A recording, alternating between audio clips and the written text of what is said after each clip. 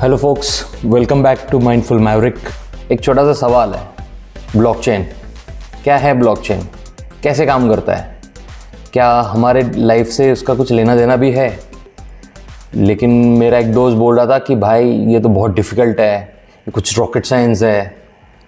तो आज के इस वीडियो में मैं आपको बहुत सिंपल टर्म में समझाऊंगा कि ब्लॉकचेन क्या है और कैसे काम करता है, और उसके यूज़ केसेस भी हम समझेंगे। चलो शुरू करते हैं। क्या है ब्लॉकचेन? सपोज कि आप और आपके दोस्त कहीं पिज़्ज़ा पार्टी के लिए बाहर गए हो। अब बिल देने की बारी आएगी, आपने पूरा बिल दे दिया। जनरली आप हिसाब या तो पेपर पे लिख के रखोगे या फ़ोन में लिखोगे। लेकिन क्या हो अगर वो पेपर ही गुम जाए, या आपका दोस्त बोले कि भाई कल दे दूंगा, और वो कल तो कभी आता नहीं है। यही प्रॉब्लम सॉल्व करने के लिए ब्लॉकचेन आता है। सोचो कि एक मैजिकल नोटबुक है जो सबके पास है। जैसे ही कोई डेटा या कोई पैसों की एंट्री उसमें की जाएगी, एक नया पेज ऐड होता जाएगा। मज़ बात यह है, आपने अगर एक पेज उसमें ऐड कर दिया, इट्स लॉक फॉर एवर। आप उसमें चेंजेस नहीं कर सकते। It's same like Google Docs but with trust issues. Then how does blockchain actually works? चलो एक एग्जांपल लेते हैं। मैं राजेश, मुझे रमेश को 10,000 रुपये भेजने हैं। तो रादर देन कॉलिंग अ बैंक्स, मैं एक काम करता हूँ कि मैं एक डिजिटल पोस्ट कार्ड भेजता हूँ। जो डिजिटल पोस्ट कार्ड इंटरनेट पे हज़ारों कंप्यूटर्स तक चला जाता है। इन 1000 कंप्यूटर्स को एक्चुअली बोला जाता है नोड्स। ये 1000 कंप्यूटर्स क्या करते हैं? ये एक्चुअली चेक करते हैं कि भाई राजेश के पास 10,000 रुपये है भी कि नहीं, या ये खाली बकवास कर रहा है। मेजॉरिटी ऑफ नोड्स एग्री कर जाते हैं, तब ये ट्रांजैक्शन एक नए पेज में लिखा जाता है। और ये पेज अपने मैजिकल नोटबुक में, जो अपन ने शुरुआत में समझा था, उस नोटबुक में चिपका दिया जाता है।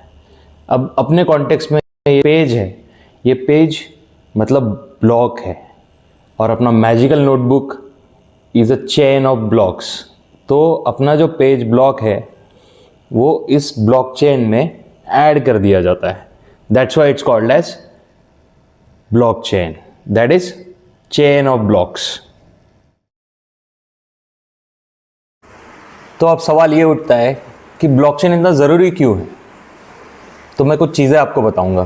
फर्स्ट थिंग, यहाँ आपको किसी बैंक या मिडलमैन से डील करने की ज़रूरत नहीं है। सपोज़ आपको ओवरसीज़ कोई ट्रांजैक्शन करना है, उस ट्रांजैक्शन को करने के लिए बैंक के थ्रू करना है तो आपको हेवी फीस देनी पड़ेगी। और बैंक तो आपको पता है वो आपके उस दोस्त की तरह है जो आपको खाली यहाँ से रिमोट उठा के यहाँ देने के लिए भी सर्विस चार्जेस मांग ले। दूसरी चीज़ आती है कि ब्लॉकचेन सिक्योर्ड है, क्योंकि ब्लॉकचेन में मल्टीपल क्रिप्टोग्राफिक एल्गोरिदम्स यूज़ होते हैं जो आपके ब्लॉकचेन को सिक्योर्ड बनाते हैं। तीसरी चीज़ आती है कि ब्लॉकचेन ट्रांसपेरेंट होते हैं। ट्रांसपेरेंट मतलब क्या कि आपने कोई भी छेड़छाड़ करी हो, उसकी हिस्ट्री एक पब्लिक डॉक्यूमेंट में होती है, तो आप वो देख सकते हो। That's why blockchains are transparent. आता है blockchains are fast and cheap. मतलब आपको ओवरसीज ट्रांजैक्शन करनी है यूजिंग ब्लॉकचेन, तो वो बहुत स्पीड से हो जाएंगे विद इन मिनट्स, और उसके लिए जो चार्जेस होंगे वो बहुत ही माइनर होते हैं। And the last but not the least, blockchain is decentralize. मतलब जैसे बैंक्स पे, बहुत सारे बैंक्स पे सेंट्रलाइज्ड कंट्रोल है आरबीआई का, वैसे ब्लॉकचेन पे किसी का कंट्रोल नहीं है, ना किसी कंपनी का, ना किसी सेंट्रल अथॉरिटी का। That's why blockchain is awesome. अब आप ये सोचोगे कि यार क्या ये सिर्फ थ्योरी है या सच में कहीं इसको इम्प्लीमेंट भी किया जा रहा है? तो हाँ दोस्तों, Estonia it's a part of Europe. So यहाँ अपने गवर्नमेंट सर्विसेज को यूटिलाइज करने के लिए इस्टोनिया ब्लॉकचेन को यूज़ करता है। उसके बाद लैंड रिकॉर्ड्स को सेफगार्ड करने के लिए ऑस्ट्रेलिया में ब्लॉकचेन को यूज़ किया जाता है। उसके बाद यूके में इलेक्शंस करवाने के लिए ब्लॉकचेन मैकेनिज़्म यूज़ होता है, और इंडिया में, आंध्र प्रदेश में अभी ये किया जा रहा है। और सबसे बड़ा यूज़ केस है ब्लॉकचेन का बिटकॉइन एंड क्रिप्टो करेंसीज। तो दोस्तों, ब्लॉकचेन बेसिकली एक डिजिटल नोटबुक है जिसमें चीज़ें डिसेंट्रलाइज्ड, सिक्योर एंड ट्रांसपेरेंट रहती है, जिसमें कोई छेड़छाड़ की गुंजाइश नहीं होती।